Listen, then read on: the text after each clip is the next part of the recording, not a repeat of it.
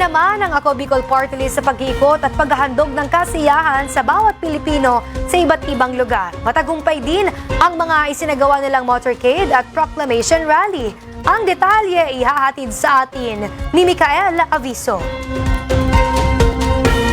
Matagumpay ang naging motorcade at proclamation rally ng Ako Bicol Party List sa Daet Camarines Norte, Goa Camarines Sur, Taraga at Malinaw Albay. Dinaluhan ng libu-libong mga residente ang bawat proclamation rally ng Ako Bicol Party List kasama ang iba't ibang mga kandidato sa bawat lugar. Kasama rin sa pagtitipon ang aktor na si Jericho Rosales na nagbigay ng saya at kilig sa mga manonood. Family images, watch, come on!